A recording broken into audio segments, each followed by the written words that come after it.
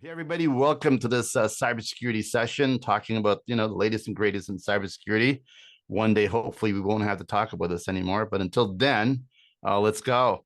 So, SlashNext CEO Patrick Harr, they've done some things with. They've got some hackers that they've been working with to figure out, like reformed hackers, I should say. That's kind of doing some research and so on. We're going to dig into what they found and find out what's happening with ChatGPT and AI and how that is sort of like mucking things up in a way, right? In the cybersecurity world. So for Patrick, welcome. How are you doing? Yeah, it's great to be here. Good to see you. All right. So let's just dig into this. First of all, for people who don't know the company SlashNet, just give me the one minute overview of what you guys do. Yeah, at its core, we're an anti-phishing, anti-social engineering company where we use AI to detect and block, again, those fishes, those nasty fishes, those nasty text messages that come to you, and basically prevent those from like turning into ransomware and other breaches. Safe to say you guys know a thing or two about AI and how it's all Yeah. killing all of us. First of all, what's a reformed black hat hacker? Like, is someone who got caught and you went, what does that look like? What is this person about? Typically, they either get caught or they let's say they grow a conscience and they move from the dark side to the light side. I guess it's a Star Wars analogy. Yeah, I get it. So, Yeah. so you've got these people. Obviously, they know the stuff, right? So Yeah. let's dig in first of all the things that your guys found, and how hackers are leveraging, AI these days and ChatGPT and so on. I mean, we talk a lot about how, of course, how hackers are going to leverage all these technologies and so on. But what exactly are they doing with it? What have you found? Yeah, so obviously everyone's now aware of ChatGPT, hottest thing on the planet, and Yeah. certainly could be used for all the really great stuff. In fact, I'm a huge fan of AI and what's going to do kind of the world, whether it be in science, whether healthcare, or whether it Yeah. be right in number of kind of industries. But just as there's always good things, there's the opposite. So what can ChatGPT effectively be used for nefarious purposes? So these threat actors can now take the likes of ChatGPT, and in this case, what our researcher found, or a reformed, let's call it a reformed hacker, scouring the dark web, found what's called Worm GPT. And Worm GPT is kind of the evil twin of ChatGPT. Okay. And there's going to be other offshoots. There's also Fraud GPT, some other ones we've also found. And so in this case, it can now be used to create, I mentioned we're an anti-phishing company, and we do that in email, we do it in text message, anywhere that you can be messaged, you can be compromised. So you can now use this Worm GPT to create attacks and launch them against users, whether those be what's called business email compromise, whether it be a malicious malware code. You're going to see multiple different things that it could write. In the big sea change here, unlike before, I didn't have to hire English speakers or native language speakers to launch these attacks, right? It just does it on its own, and it can be done automatically through an API. And the most dangerous thing is going to be pretty targeted, Julian. They're going to go find some information about you, and they're going to make it come to you, look back and smell like it's real. So that's going to be the challenge, right? You're going to have in many respects these targeted attacks at scale, zero effort, zero cost. Now, there is a little cost to this thing, I should note. You have to pay $67 a month, that's US, to access this tool, right? So you got to make money as a bad actor as well, right? Yeah. So so it's pretty interesting what we're seeing out there on the dark web, and that's exactly what our ethical hacker discovered. So you're finding that people are leveraging, obviously baking out their own, I don't know, flavor of ChatGPT, like Worm and Fora and so on, ChatGPT, and they're leveraging the ChatGPT, but baking in certain, you know, get around the guardrail type, gigs and so on to help, leverage that technology. Is that the gist of it? Yeah. Yeah, and you kind of hit the nail on the head, right? With ChatGPT and other tools like it, there are guardrails, meaning they say, hey, tell me how to build a bomb. You're not allowed to do that, right? So you get some of those things, they put those guardrails in. And we can talk about how they're trying to attack that as well. But so as I mentioned, this is the evil twin. In this case, almost look at right? They use the open AI, the open kind of open source. That's how two guys and a dog, let's put it in Yeah. that context, can rapidly build a tool like this Worm GPT. But they remove all the guardrails, right? They're specifically designed for the hacker side of the equation. And then so you create a base platform, and then just like in the app store, right, you have apps that you put on top of it, right? So Yeah. you can have a business email compromise app. That's at $67 a month. Then you can launch those things at scale. I can have hey, give me the malicious code one, like malware app. Imagine I'm going to have a series of apps on top of this thing. But the key, there's no way this could have happened 10 years ago, 20 years ago. It's just you have an open source foundation. It's very easy to modify. You take that new large language model, because they did add some things from the dark web. So you add that in that context, and voila, you now have that bad actor tool. So it's kind of an easy peasy, however you want to call it, right? To this point. And there are dangerous things, right? I don't want to scare everyone. This is obviously the first iteration of what I think you're going to see.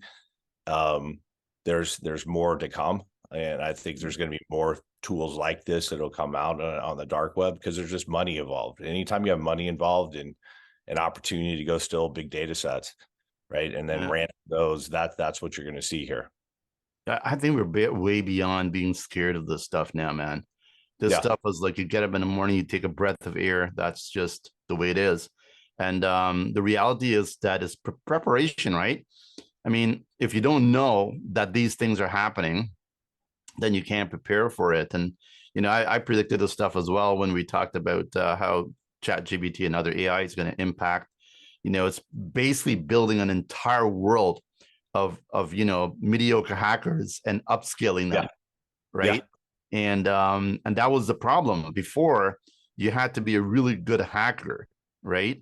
You had to have the language skills. You had a lot of things going for you to really make great success. And now with these tools, it's making the masses, if you will, of hackers who are not quite up to speed look and feel like a better hacker, right? Do you get that sense as well, that we're just going to have a sort of an avalanche growth, if you will, of hackers? Julian, we spoke before, and last year we saw an exponential growth in our area: phishing, social engineering, these attacks that come in email, and again, as I said, text message, WhatsApp, LinkedIn, anywhere you get message, you get compromised. So we saw all these pretty exponential growth in attacks last year. Honestly, as soon as ChatGPT came out, 6 months, we're now 6 months into it. We saw another huge growth in attacks, and we have a pretty big research team behind the scenes. And so what that tells us, what we thought would happen a couple of years ago, we started building our own large language model so we could also train, let's call it on the good side of the equation, to anticipate what the next attack will be. We did anticipate this would happen. And so we're seeing this firsthand. And as you point out, the big sea change here is I almost have zero cost to do this. I don't have to have great skills. As an example, and you're writing that business email compromise, I do not have to have great language skills. I used to have to hire some English speakers in some respects if they're attacking US people, or French speakers, right, for Quebec. And so in that context, I don't have to do that. Third, I can actually use what's called legitimate services. So I can tie it to pick your favorite, what free thing in Microsoft or in Google. So it looks like it comes from a trusted domain. Slack, everything. Now you have this big kind of brew of nastiness that I can now create it, launch it, and I can do it at scale with zero cost. And by the way, if it doesn't work the first time, say relaunch it, change it, modify it, relaunch it. So it's almost these polymorphic type of attacks that can occur from this. And that's the dangerous side of this equation. And so that's where we're just going to have to pay attention and be vigilant.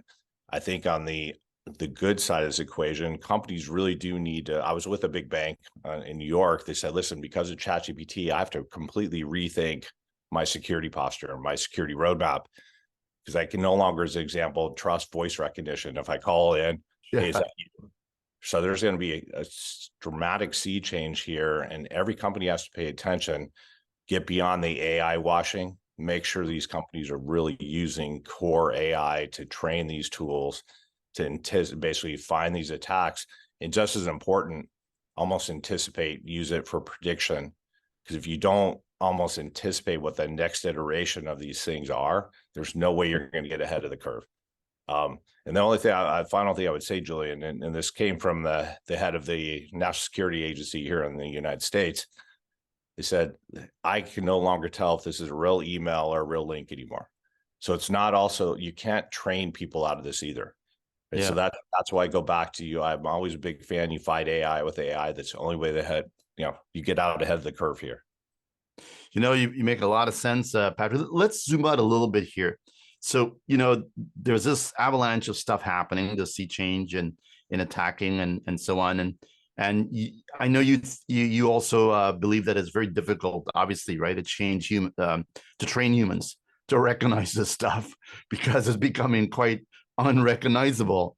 It's the obviousness is gone or depleted, right? And so they're getting attacked not just by their email, but by their phone and other ways that, as a human, right? At some point, you got to do your job. You got to communicate with humans, right? Do stuff. Yeah. And at some point, you got to be in your game 24/7. At some point, you're going to say, well, maybe I'll just click on that thing, right? And so it's almost like it's impossible to actually solve that problem, right? So do you think you're part of the school that says that we need to have AI step up and do this for humans because it's sort of getting out of the human control? Is that right? Yeah, I think in many respects, we as an industry, we as like organizations and companies almost need to turn humans into superhumans. And the only way you do that is using AI to augment the human. Many respects, Julian, that's why we call our core detection engine human AI, right? Because you're kind of augmenting the human. You're given kind of that superpower of visualization, right? So as an example, exactly what the Microsoft 365 login page is supposed to look like, down to the pixelation, the layout, the buttons, right? There's no way as a human I could do that on its own. Second, you want to be able to look at natural language, right? So can you see that dialect, not just from, hey, it's joebadguy.com, right? You used to be able to tell that, or, we all saw those emails that came in and you could clearly tell something was off on the dialect.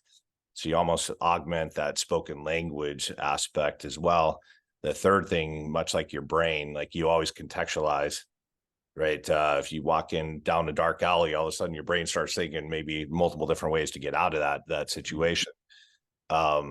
So that's where AI can also do, but it can do it much more rapidly, right? On the fly, right? And think about 1,000, maybe it's 1,000,000 different scenarios of what is next.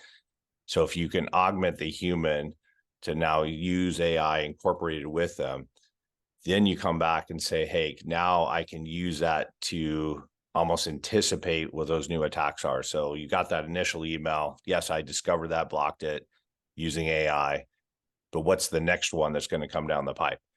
So behind the scenes, if you can actually continuously train these models, so you can take a core threat, augment it, clone it, right? And I can create 1,000 permutations, and then I go back and retrain the model, retrain these AI models. So what it gives you the ability to anticipate the next one. So net, I just think we're all going to walk around needing that quote superhuman effect with AI. And that's going to be much more effective in dealing with these attacks than trying to train someone. Because honestly, I go back to the NSA, right? I can no longer tell. So you cannot judge your complete, hey, this is a Joe Bad Guy URL. When it says Microsoft.com, it says, Julian, I have something about you. It's unique, right? It's tailored to you. And it's perfect English or perfect French or perfect whatever. That's when it starts getting pretty dangerous, right? And that's when you want to use that superhuman augmentation to be able to basically help you determine if that's a threat or not. I have a tendency to believe that that's one of the only ways moving forward, because quite honestly, I just think we've overfilled the cup of humans right now. Yeah. They've got to do so many things, right, with technology. Yeah. They've got to watch their phones. They got to watch what's going on. Their banking is online. There's so much fraud stuff happening. I mean, you can just, I think if you wrote a list of all the things that is attacking humans daily through technology, I think it's a pretty big book by now. And I heard that there's about 200,000 ways you can hack into a system, theoretically speaking, but Yeah. the hackers only use like 1,400 because they don't need to go 1,401. They've got more than enough, success with what they've got. And now with the AI layer baked into this, and these tools, as you said, for like $60 US, it's quite alarming. So how do we push back, man? Is it we really got to just leverage this, or does the NSA have to go after those worm bots and all that stuff that's going on? Like, how do we put a dent in this and push back?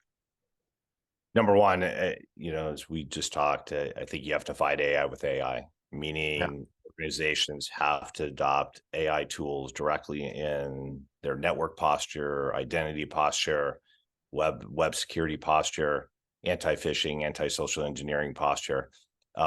As you did nail on the head, the weakest link in any security posture are the humans, the people, your users. So you almost have to put a bubble around them. Go back to that superhuman use, right? Take mm-hmm. AI tools, put that bubble around the user. So regardless if they're in email, if they're in text message, if they're in LinkedIn, they're in Signal, Telegram, any of those places, they're trying to attack you.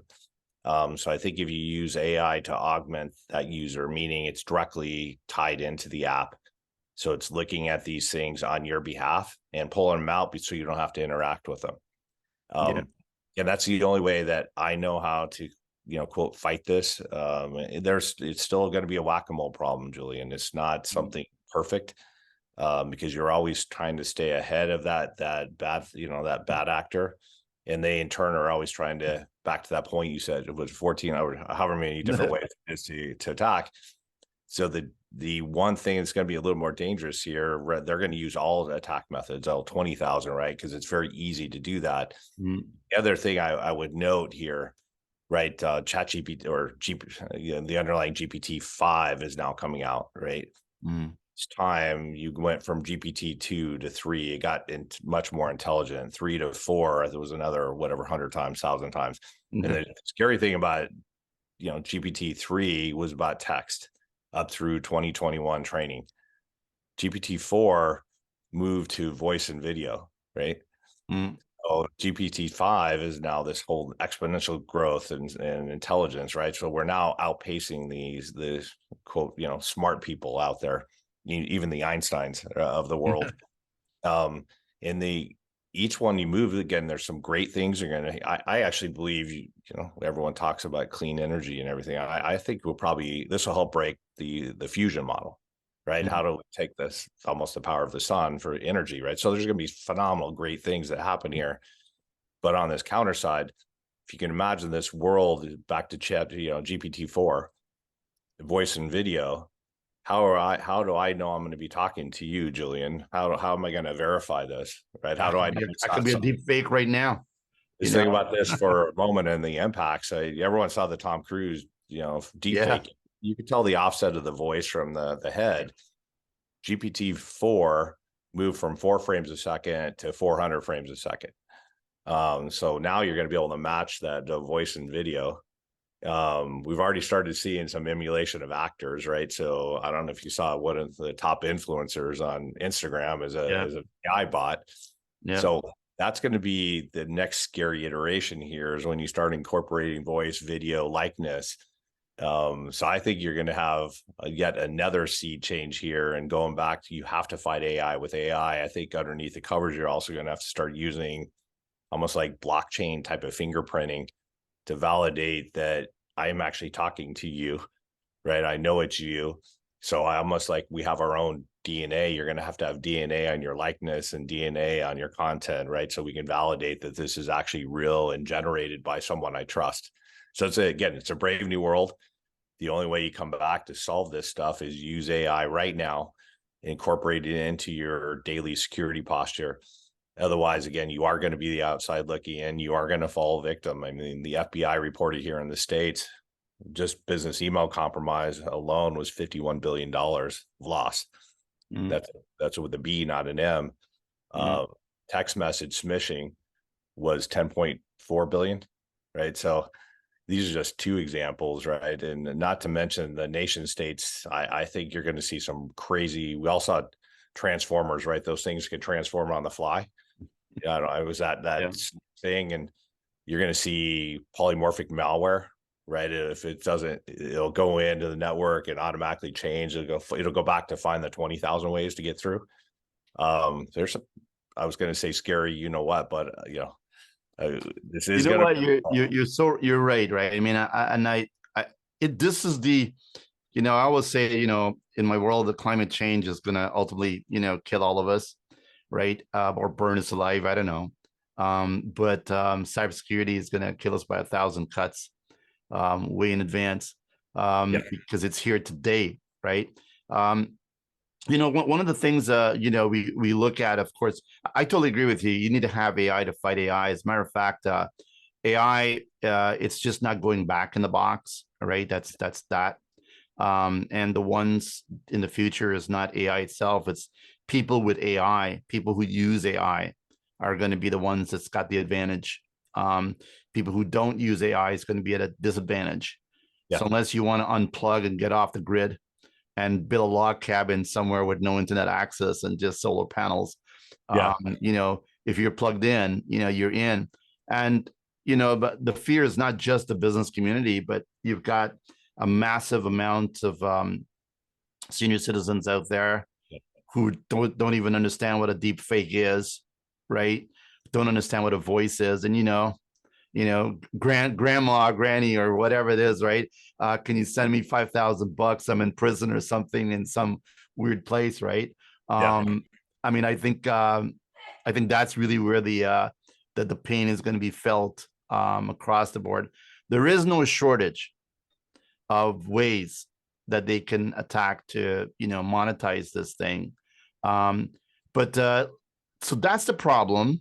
How big is the problem? Like when you look at the the customer base that you have right now, and you talk with new customers, do you think, I don't know how to scale it, right? But do you think that they get it, or they understand that they need to bake in AI into their playbook now? Or you think they're saying, well, maybe we can wait and see? What's your feeling out there with the community in the business end? I think just like normal quote buying curves, right? Or meaning there's the ones that they have the religion, they've moved down that path. Hey, I need to rethink. I mentioned the bank. I need to Yeah. rethink everything I do. That's how impactful this is. There's others that are going to say, hey, I'm going to follow. Wait, I'm going to still see what happens here. I'm going to follow some of those early adopters. And then you've got the other side. Hey, this is just one of those things. It's no, you shouldn't overreact. Yeah. So you kind of follow that same curve, albeit I will say, because I've had we probably have the pleasure to live through a few quote revolutions here, .com, the internet, then, all the great things there, and cloud and mobile. I think AI is perhaps the biggest revolution we're going to drive through, right? It's that dramatic, that impactful. So I would, obviously, and back to customer adoption side of the equation, I think they have to get that religion much faster than perhaps they would have bought other tools or looked at other things. Because back to this point, it's going to affect everyday life. On your personal side, you're going to see it. It's going to affect the business side. And in many respects, I think there was this commercial back, I'm dating myself. I think it was E.F. Hutton, and it was this billboard on top with these lights that said, we're number one. Mm-hmm. And then the E and the R fell off and the one fell off, and it just said, we're numb. Right. So it goes back to, people out there, again, the security world. If you do not adopt this AI, you're going to get impacted. It's not a matter of, if, it's when and how fast. So if you don't do this, you're screwed. I do a lot of talks on the impacts of generative AI. And again, talk about the great things, but you also talk about these impactful things that can happen in security. And so I think you're going to see even those naysayers, because they're out there. Yeah. I can move in my own pace. You're going to see them rapidly move because something's going to happen, some either directly or indirectly in their inner, in their inner circles. And that's what's going to drive this, I think, much more rapidly, much bigger adoption than something we've ever seen. Yeah, I mean, AI is just a different animal. I mean, it's next level by 100. And I mean, it's not really supposed to be here right now, you know. Uh Nobody was really expecting it to be like now, you know. And 6 months in, we see it accelerating, right? And you can't turn on the tube out there, right? The internet and everything out there talking about the doom days of AI and what's going to happen, rewriting history and whatever. Funny enough, in the medical field is where I feel that AI is going to be the most advantageous, right, to the world, customizing medicines, making sure dosages are right, making sure that you do things in a better, different way, and diagnostic things a little bit faster and better. I mean, what's going to happen with those things in that area, and the people that's in there?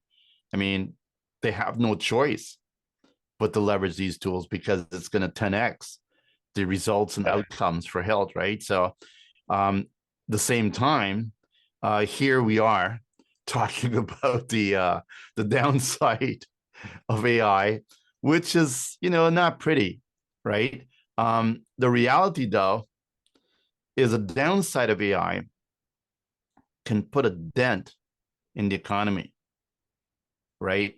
Put a dent in pretty much any business, because it's, the recovery capabilities and all that stuff that goes on and on and on and on, right? And that's the challenge. There's real consequences. Sometimes I get a feeling that people just think, oh, you know what? I'm working for a company. I've got like 5,000 people. I'm just Julian. And so if I get compromised because I clicked on the wrong thing, just me, right? But they don't get it that once one compromise, you're actually in the whole game. They're in your network. And that's it. You just need one credential compromise, and then they're in. And so the odds, if you will, are sort of against the businesses and the economy. Do you feel that? I mean, and there's a lot of AI being baked into lots of cybersecurity solutions now, right? I mean, pretty much all of them. They're baking in AI into detection, management, resolutions, and the whole 9 yards, right? That's going on. If you look at what a good cybersecurity posture would be, right? Can you paint a picture of that? Yeah, I think particularly in security, you want to have, quote, the multi-layer security approach, right? Right. And as you point out, yes, companies are adopting, and meaning vendors are adopting AI. Be careful of the AI washing, just like we used to have cloud washing and .com washing, right? Everyone was running up when they had their, you remember the puppet sock, and I'm a .com. So you have to get under the covers, and some of the newer companies have the opportunity to start almost brand new, start with AI and incorporate that in everything that they do, right? So, and it's not just AI, it's actually generative AI incorporated into the tools. So these tools start thinking on their own as well. And that is a sea change in, quote, AI, right? We've moved from what's called supervised models, where I have humans sitting behind it, to now these new tools are thinking on their own. Yes, there's still some, quote, human guardrails behind the data scientists sitting behind and modifying and tweaking things, but it is a big sea change. You're thinking on their own. And so you want to make sure you're actually incorporating generative AI into these tools, and do it from a multi-layer approach, right? You have your network security, certainly identity is going to be pretty impactful here. And I am a big fan, right? And obviously I've got selfish motivation here, but the reason why I got into this anti-phishing world, again, whether it be email or text message anywhere, because my grandfather got scammed, right? And I was like, how the someone took out a $250,000 loan on his name. And this is back in 2008. I said, how Wow. the heck does this happen? All right. So now you fast forward today, you mentioned this. This is a big business, not only just on the business side, but the personal side. So how do you fight this? And that's why I go back to these tools. You turn back these humans into, superhumans, take those AI tools and make sure they are sitting there living, breathing, finding these attacks before they actually impact users. Otherwise, people are going to get hacked. It's just a matter of time. And these hackers still know the weakest link in your security posture are your users, because they're so distracted. They're doing so many different things, so many different tools. And because of that, they have so many different ways to get to you. And that big change that we talked about is I can now tailor it, make it unique to you. So it actually looks like I've got some knowledge about you. And you actually point out to that one thing, that even that 5,000 person company, right? It's not just dangerous that they click that link, gave up their credentials, and now they're in that network. They create trusted sources. You can now imagine in my supply chain, right? Oh, yeah. So how many people and companies do they work with? And now Don't I've even go already, there, man. That's a whole new Pandora's box. I've already compromised Absolutely. you, Julian, and now I start trust. And now, hey, you want to go to the ball game? And then I start creating these different trust factors, and so now I've got other people I can infect. So you can see how the domino works. Yeah. And that's why I think, coming full circle, it has to be a multi-layered approach. Make sure that they're using real AI, generative AI inside these tools to think, because you have to almost combat that whack-a-mole factor. Yeah. Third, I do point out, put some analog processes back in. And I say this interestingly enough, right? Whether it could be on the personal side, the safe words for your family. You mentioned the grandmother and the granddaughter. What's that safe word? I will tell you personally, if I ever do a wire, I actually go to the bank and sign that paper. Yeah. So there's analog process there.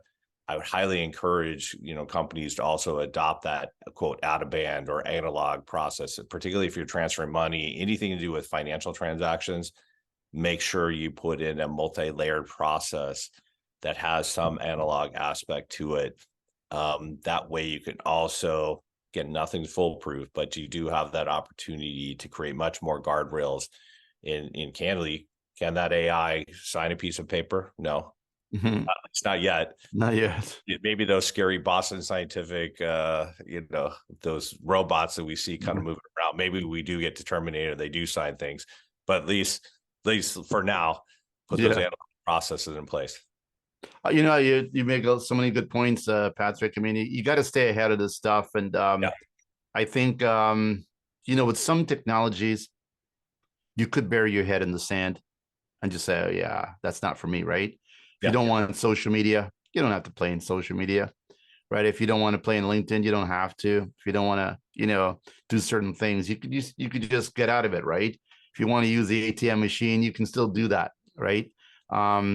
But AI is one of those things that is it's just sort of like the air we're breathing, right? It's pretty damn hard to sort of avoid it, and I think it doesn't really matter now anymore where you are in the spectrum of humans. Like if you're like just at a senior citizen home and don't even have internet connection, to a kid in school with their iPhones doing whatever, all right, you're connected, right? And just that mere fact means that you're vulnerable, and AI have a way of figuring you out without having a human trying to do the work.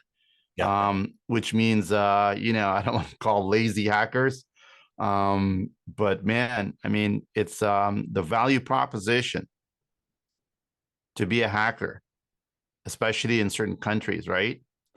Is quite extreme today, to the point when a lot of these people probably see that this is their future. Like it's a job, right? And it's a very lucrative job, and a job that actually has very little downside. So who knows where all that stuff is gonna end? But So with your world, in how you're seeing this, it seems like we've got to take that human decision making element, Yeah. reduce it to certain amounts, augment that with AI. So we're looking deeper into these documents and these whatever deep fake things that's going on, to actually make a judgment call that says, you know what, wait. It might look good, but this is not a clickable thing, right? So you Yeah. want to make sure that AI takes a big chunk of that away from the human decision making process. So and quite honestly, allows them to get back to jobs and get back to work, right? So they don't have to be thinking so hard. At the same time, I would imagine though, Patrick, you don't want it to be complacent. AI's got that for me. I just gonna just click everything else that that it doesn't flag, right? Yeah. Because the thing does learn, right? And it does get around these things, right?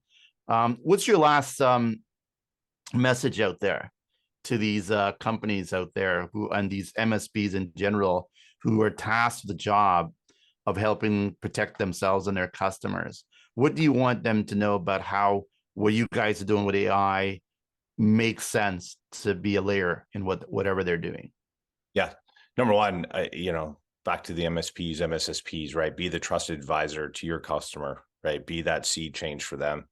And do that by, again, I go back to make sure you're incorporating, again, in the messaging security world, right? Move beyond the secure email gateway, modernize the email, right? Because that's still the number one attack vector. And that's where 90% of all ransomware breaches happen. That's where data breaches happen. That's where financial fraud happens. It's through the front door, but also pay attention to the side doors, right? And the windows and all the back doors, right? So the text messages, right? Slacks, the Teams, the Zoom, again, anywhere I message you, anywhere I have collaboration, I have that opportunity to compromise you. So you want to do a full form multi-channel, what we call multi-channel security bubble around that user, and also include the personal side of the equation. Half your life is spent on personal apps. And so they know you're in LinkedIn. They know you're in personal Gmail. I don't have to recount. Like there was a Cisco employee. This was at Black Hat a year ago. Cisco employee has a personal Gmail, gave up their credentials, and they backdoored through the browser, right? Stole data, right? So this is a big publicized attack. So you can imagine now with AI, that's only going to happen more. They're going to know your personal life. They're going to know your business life, right? So they're going to come at you through many different avenues. So you want to incorporate, be that trusted advisor back to the company. And again, put that protective bubble around that user, whether it's us or anyone else, but that is very important. I can't stress that enough. Otherwise, you're going to see this significant increase in those ransomware breaches. We already seen it. I do talks on this all the time. There's a ransomware breach every week, it seems like. Highly publicized. This is going to get worse, not better, because of AI. And so be that trusted advisor, drive that sea change with them. And I think that will help them not be on the outside looking in at these problems, right? They will truly prevent a significant number of these things. And in turn, I don't want to say you're going to be in that hero status, but I do believe you have that opportunity to be the hero status, right? In that sea change and helping these customers adopt these tools and make sure they're not being, hacked. And the only final thing I would say here, right, back to you were talking about training. I still think training is important, right? But if you do not augment that user with AI, meaning you rely on training, I don't like training for punitive purposes, because I think it is like you don't want to, they always say, hey, you don't want to be on that leaderboard of the number one person that clicked, because it's going to be really easy to fake someone, right? So don't make it a punitive thing. Make it an augmentation thing as part of your security posture. As if it's too good to be true, it's still that old adage, it is too good to be true. But make sure you're using these other tools to help them, because if you rely solely on them, you're screwed. And the same thing, I don't think you want to turn your employees into some bad asset to you working with. Turn them into make them part of your security posture. You make a lot of sense, my friend. To the world out there in channel land, the reality is, look, you need to bake in AI into pretty much everything you're doing now, right? Pretty Yep. much all your apps got it already. So it's not like it's coming, it's here already. And the question is, how do you help your customers to understand that they could augment their game, right, with AI? I know people are afraid of AI, lose my job, et cetera, which, may or may not be true. I mean, who knows, right? But I just feel that the humans that uses AI to augment their game is going to be in a better position than the humans who don't. Yep. And I think that's probably the simplest message you can get out there, and MSPs who can help their customers to sort of leverage AI in simple but effective, meaningful ways. I think over time they're going to start to see, hey, you know what? AI is, I may not like it, I may not want it, but is it the enemy, or is it my friend? And the answer is, whatever that is, it's your friend now. Mhm. So get used to it. The enemy of the enemy is my friend type thing. Yep. So leverage it better. And I totally agree with you. The phishing, the attacks that's coming through right now, and the social engineering is so over the top now, that it's just becoming beyond the human grasp of comprehension, to the point when my job is really just preventing stuff, you know, but I don't get paid for this. My job is my job, right?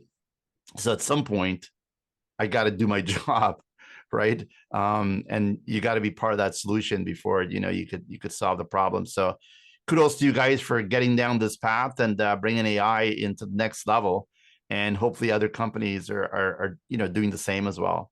Patrick, the website address for people to learn more is what? www.slashnext, SlashNext.com. All right. Check it out, folks. I mean, one of the things I like about this company that I've seen is that, they're leveraging AI as much, I think, that any company could leverage AI. And they're trying to do something to help we humans not click on stuff, because it's getting kind of difficult to decipher what's good and what's bad. So keep up the great work, man. Take care. Cheers. Take care. Thank you.